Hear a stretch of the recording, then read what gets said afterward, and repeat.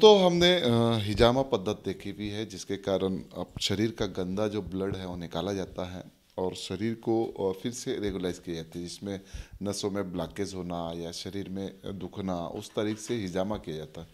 और तो आज वही कप पद्धति बोलते हैं जिसे, और हिजामा बोलते हैं, वो किया जा रहा है। डॉक्टर रेणुका यहाँ कर रही है। तो कपिंग में शरीर के कुछ अंग को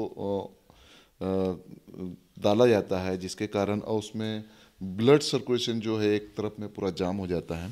तो देख सकते हैं आप कि किस तरह से कपिंग की जा रही है। ये कपिंग का पद्धति है। मैडम क्या बताएंगे, क्या क्या इसके फायदे होते हैं, किस किस लोगों ने करना चाहिए? कपिंग जो होती है, ये अभी जैसे हम ड्राई कपिंग कर रहे हैं, इसके बाद हम वेट कपिंग करेंगे, जिसको आप हिजामा कह रहे हैं, जिसमें रक्त मोक्षण किया जाता है। तो ये रक्त मोक्षण का एक प्रकार है, जिसको हम अलाबु चिकित्सा कहते हैं। रक्त जैसे कि पंचकर्म का एक प्रकार है, वैसे ही ये पंचकर्म में रक्त मोक्षण एक प्रकार है पंचकर्म का। तो ये अलाबु चिकित्सा होती थी पहले, जो लौकी आदि के जो खोल होते हैं उससे की जाती थी। अब हम आधुनिक होते जा रहे हैं, तो हमारी चिकित्सा पद्धति भी आधुनिक होते जा रही है।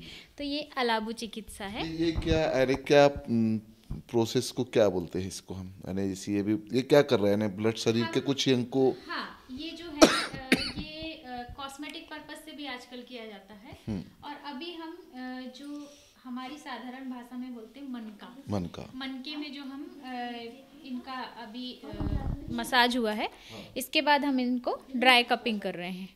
इसके अलावा वेट कपिंग भी करते हैं। तो ड्राई कपिंग से क्या होता है कि ये सकिंग की, ये जो सक कर रहा है ना, ये कप जो है पर्टिकुलर पार्ट को सक कर रहा है, जिससे वहाँ का नर्व सप्लाई।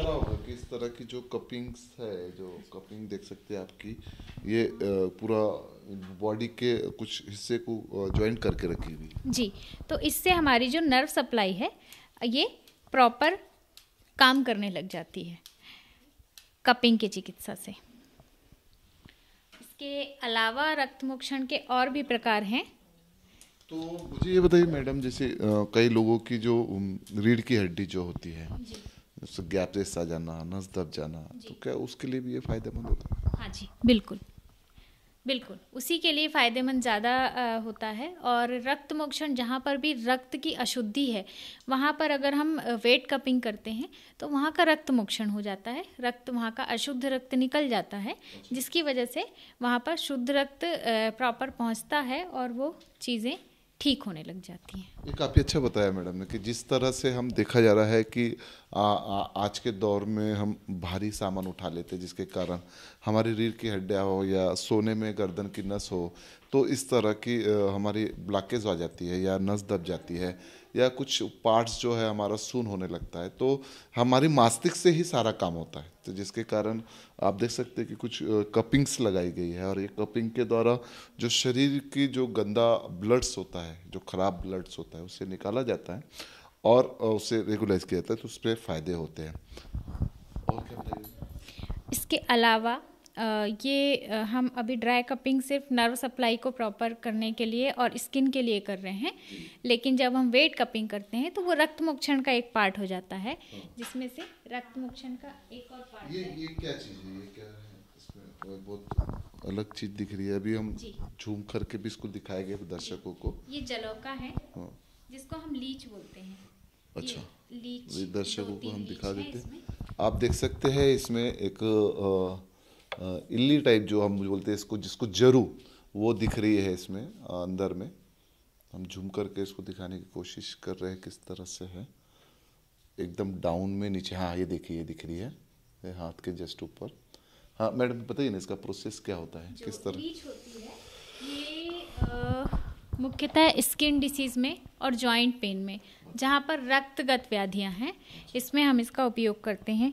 लीच हमारे मतलब कि बहुत अच्छे मित्र होते हैं। हमने लीच से मतलब ऐसी गांठें जो कभी ठीक होने का नाम नहीं ले सकती थी बिना ऑपरेशन के, वो भी ठीक किया है। त्वचा की ऐसी व्याधियाँ जिससे व्यक्ति के पास मृत्यु के अलावा कोई उपाय नहीं बचता, उनको भी हमने शरीर में जो रक्त जमा होने यानी खून जमा होने के कारण शरीर के कई हिस्सों में जो गांठें जमा आती है, तो उसके लिए क्या लिपोना कुछ तो भी समथिंग लाइकोमा जो वर्ड यूज किया जाता है, उसके लिए हमें पूरा पंचकर्म करना चाहिए। और रक्त मोक्षण उसके लिए बहुत अच्छी चिकित्सा है। और साथ में हम लीच के द्वारा हमने कैंसर में भी फायदे होते हुए देखा है। हमने कई डॉक्टरों से इस विषय को लेकर बात की कि लाइपोमा जो होता है तो शरीर के अंदर अलग अलग गांठें निर्माण हो जाती है और शरीर के कहीं पे भी होती है, तो कई डॉक्टर्स उसे चीरा मार के वो गंदा ब्लड हो या गंदा पानी हो वो निकाल लेते हैं, लेकिन कई डॉक्टर कहते हैं कि ऐसे उपक्रम करने से अन्य बीमारियां भी होने की संभावना है।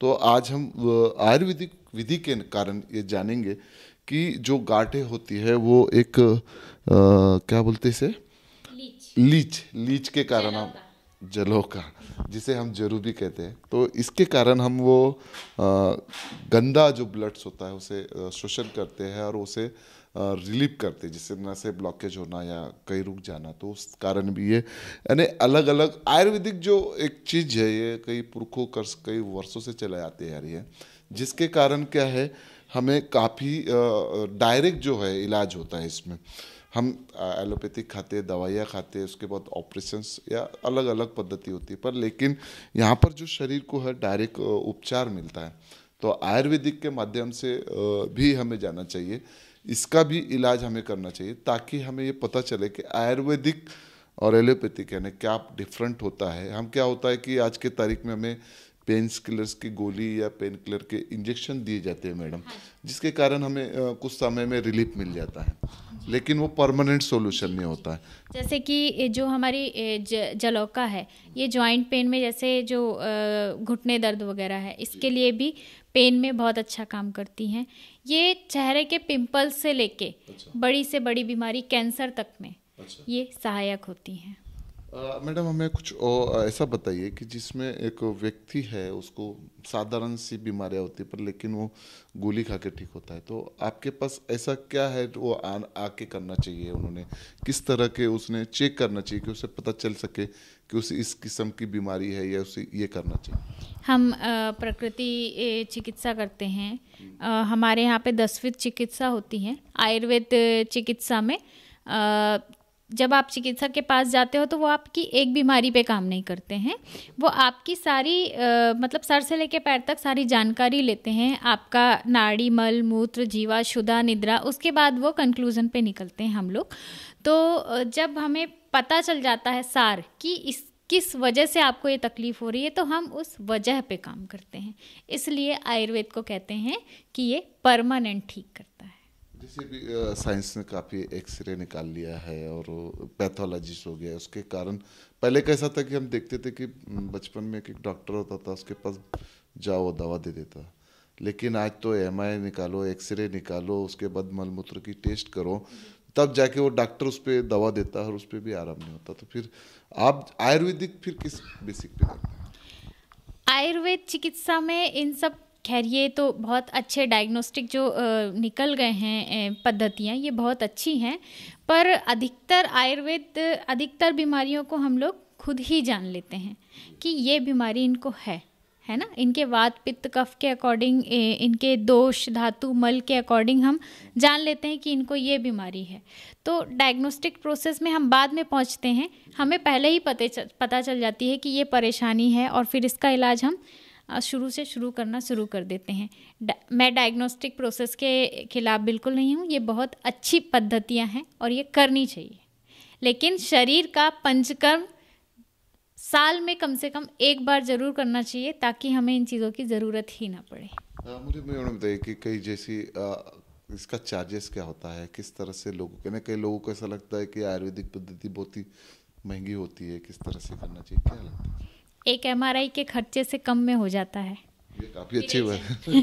विरेचन अगर आप कराएं तो एक एमआरआई के खर्चे से कम हो जाता है, वमन कराएं तो एक एमआरआई के खर्चे से कम में हो जाता है, और अगर हम फुल बॉडी चेकअप और एमआरआई सीटी स्कैन ये सब करवाते हैं तो लगभग इतना ही खर्चा लगता है हमें पूरे पंचकर्म करने में। जी, ये काफ़ी अच्छा बताया कि हम क्या है आज के आयुर्वेदिक की एलोपैथिक जो दवाएं हैं वो लेने के कारण हम ये नहीं पा चाहते कि आयुर्वेदिक से किस तरह के लाभ होते हैं। तो आज हमने डॉक्टर रेणुका जी से बात की। इन्होंने काफ़ी कौन से उपक्रम दिए, एक बार हमारे दर्शकों को बताइए। हम जैसे कि पंचकर्म सभी करते हैं, वमन विरेचन, वस्ती, रक्त मोक्षण। आज हमने कौन सा किए हैं? हमने शिरोधारा किए हैं सबसे पहले। उसके बाद हमने स्नेहन के बाद स्वेदन की प्रक्रिया दिखाए हैं। स्नेहन की प्रक्रिया हम दिखाते नहीं हैं।